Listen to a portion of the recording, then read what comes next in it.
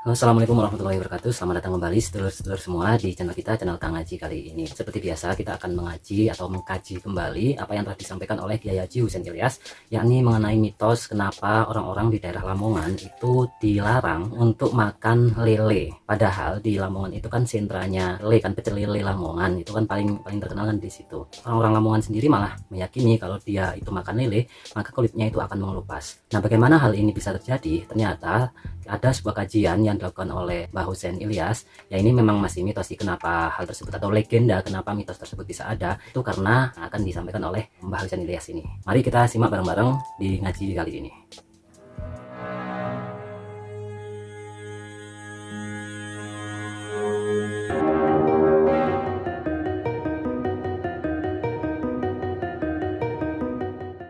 Niku Mbah Menowo niku Pangeran Menowo niku enten sing mastani Mbah Abdul Halim, enten sing mastani Mbah Tosari, dan pesareane tengene Menowo niku biyen merjuangno agama Islam karo wong Majapahit dikejar, bareng dikejar karo wong Majapahit wetenge niku tambak wis kepepet. Padahal jarane wong tawakal kepepet gak apa-apa. Dadak moro enten barisan tentara karo jadi tentara Majapahit. Mbah monggo pinarak tenggen dulu. Tentara mboten semerep, tentara Majapahit dijak nanggone kerajaan. Subhanallah. Wah, tiba kerajaan iki sae. Leng latini sae. Tenggeriku niku takon niku mboten dijawab. Pun tambah pokoknya dengan betah tenggeri gangune sekawan dosa dinten.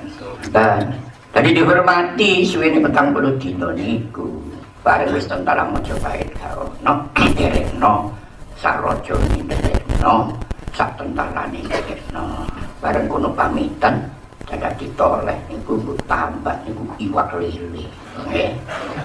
Cibake sing dadi raja niku rajane lele, iku gak ana daginge, mek eri karo ndas tok, mari diarani truno.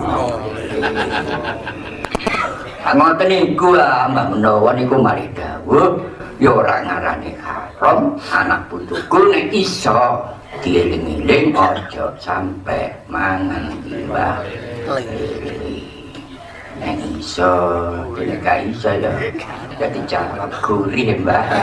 Nah, itulah dia apa yang telah dijelaskan oleh Kiai Haji Husein Ilyas. Ternyata memang karena Pangeran Benowo atau Pangeran Benowo itu punya nama lain ya, yaitu Mbah Abdul Halim alias Mbah Tosari. Pangeran Benowo merupakan seorang pangeran ya, putra dari kerajaan Pajang, karena beliau adalah putra dari Joko Tingkir alias Karepet atau Sultan Hadiwijaya. Nah, kenapa beliau itu dikejar-kejar oleh pasukan Majapahit? Karena memang beliau itu kan seorang kiai, bisa dibilang adalah seorang pendakwah juga. Nah, beliau menyebarkan agama Islam di daerah yang sekarang itu Majapahit, dan akhirnya dikejar tuh sama orang-orang Majapahit, pasukan-pasukan Majapahit, dan akhirnya diselamatkan oleh Truno. Truno itu adalah Raja Lele di mana dia itu tidak punya daging, hanya berupa kepala lele, dan kemudian belakangnya itu hanya duri saja atau tulang-tulangnya saja. Itu disebut Truno atau Rojo Lele, dimana ini memang banyak mitos yang tersebar di Pulau Jawa, itu memang ada yang namanya Truno atau Rojo Lele tersebut.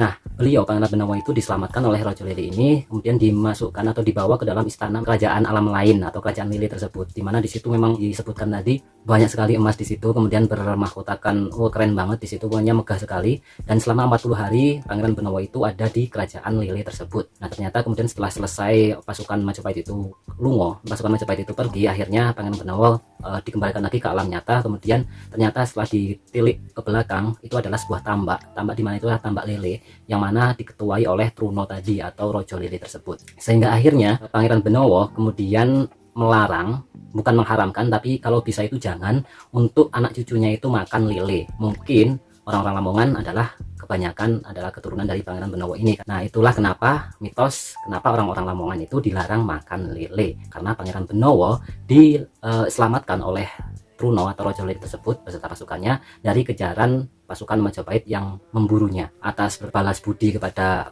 pasukan lele tersebut, akhirnya Pangeran Benowo melarang untuk anak cucunya memakan lele, dan diyakini bahwa ketika memakan lele, orang-orang keturunan dari Pangeran Benowo ini kulitnya itu akan mengelupas sehingga kayak kosean. Kalau di sini itu kosean atau burasen gitu. Di sini juga ada ketika orang yang burasen itu dia itu mancing kutu itu kutes atau apa ya, kayak cana itu di sini. Kemudian setelah dipancing ataupun didapatkan itu, kemudian diusap-usapkan kepada burasnya itu, semacam kayak panu, hampir kayak panu tapi bukan panu sih, diusap-usapkan gitu, kemudian dilepaskan kembali kutuk tersebut atau kutes tersebut.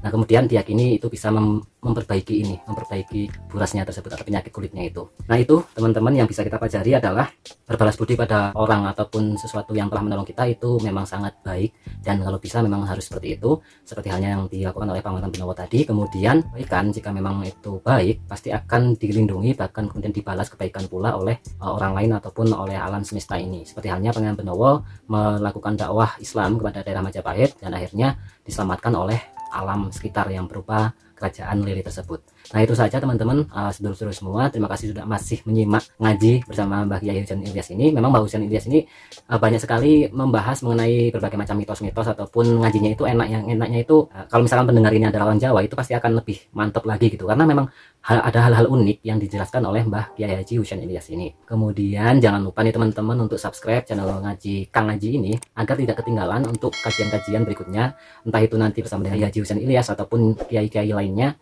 yang nantinya akan kita ngaji bersama atau kaji bersama di sini. Mungkin itu saja teman-teman, semoga bermanfaat. Terima kasih. Assalamualaikum warahmatullahi wabarakatuh.